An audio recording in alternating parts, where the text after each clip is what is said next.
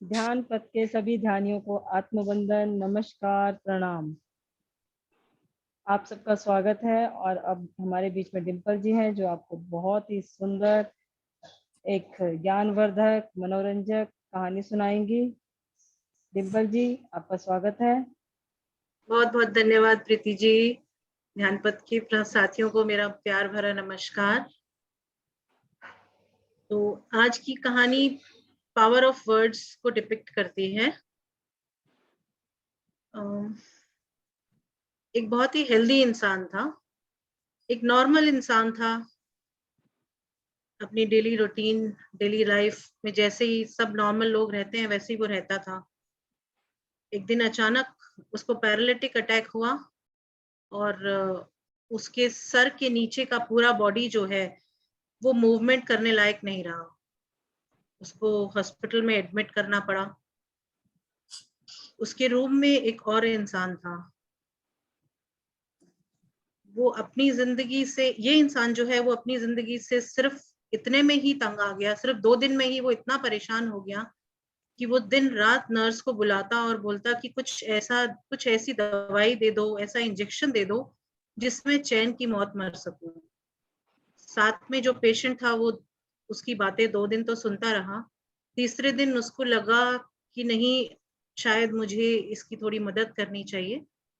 तो उसने उससे धीरे धीरे दोस्ती की, दोनों में बातें होने लगी, अच्छे दोस्त बन गए। फिर उससे अगले दिन उनके कमरे में जो खिड़की थी वो सुबह सुबह वहां पे खड़ा हो गया। वहां पे खड़े होके उसने बाहर का नजारा उसे बताना शुरू किया। उसने उसे बताया कि बाहर एक बहुत गहरा, दूर दूर तक फैला हुआ समुद्र है, नीला पानी है, आकाश में उगते सूरज की लालिमा छा रही है, समुद्र पे बहुत सारे लोग हैं, कुछ मॉर्निंग वॉक कर रहे हैं, कुछ बच्चे हैं जो अपने दादा दादी, नाना नानी के साथ मिट्टी के किले बना रहे हैं, कुछ लोग पानी में खेल रहे हैं और बहुत तरह के स्टॉल्स भी थे वहां पे। सुबह सुबह कुछ लोग खाने पीने में भी व्यस्त थे।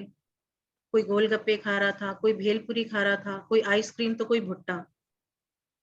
अचानक से उसने कहा, देख, अरे बाप रे, कितना सुंदर, कितना सुंदर रथ आ रहा है। इतने लोग बैठे हैं उस पे जो अपनी फोटो भी खिंचवा रहे हैं। ये सब सुन के जो पैरालिटिक पेशेंट था उसे बहुत अच्छा लग रहा था। वो देख कुछ नहीं पा रहा था, लेकिन वो इन सब चीजों को अपनी मन की आंखों से देखने की कोशिश कर रहा। ये सिलसिला रोज चलता रहा और वो रोज उसके अंदर जीने की थोड़ी थोड़ी इच्छा दोबारा से जागृत होती रही। एक दिन सुबह जब वो उठा तो उसने देखा कि साथ वाला बिस्तर खाली है। उसने नर्स को बुलाया और पूछा कि मेरा दोस्त कहाँ गया। तो नर्स ने बोला कि क्या आपको मालूम नहीं कि उनको कैंसर का आखिरी स्टेज था, वो सिर्फ चंद दिनों के ही मेहमान थे। ये सुन के मानो उसकी खुद की ही सांसें रुक गई हो। बहुत निराश हुआ। फिर से उसको ऐसा लगा कि अब मुझे जी के क्या करना है, अब तो मुझे मर ही जाना चाहिए।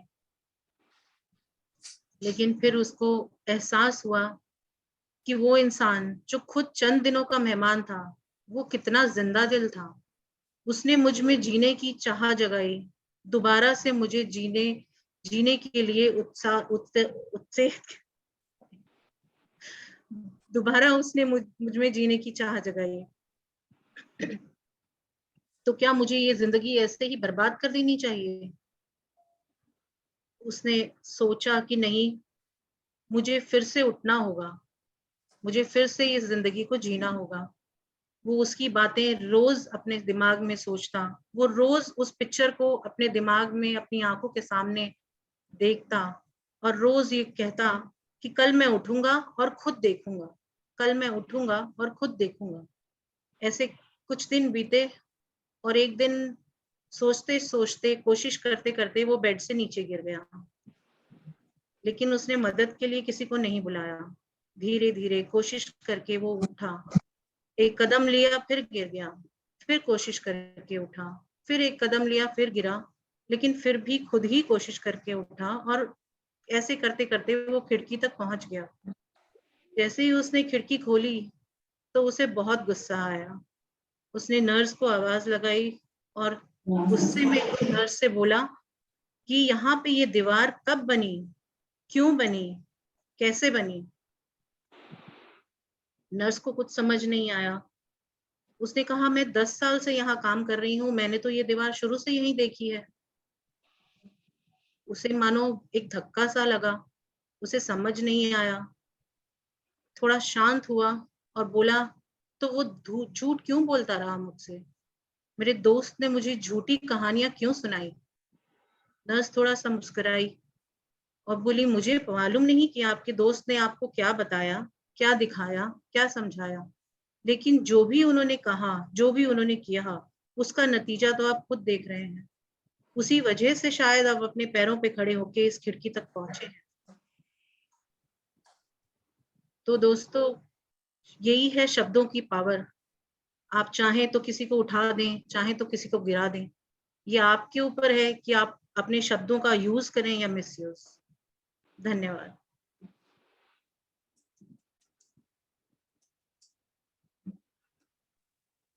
धन्यवाद डिम्पल जी, बहुत ही सुंदर कहानी, बहुत ही सुंदर।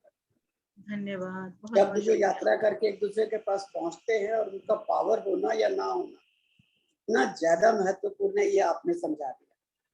बहुत सुंदर, धन्यवाद।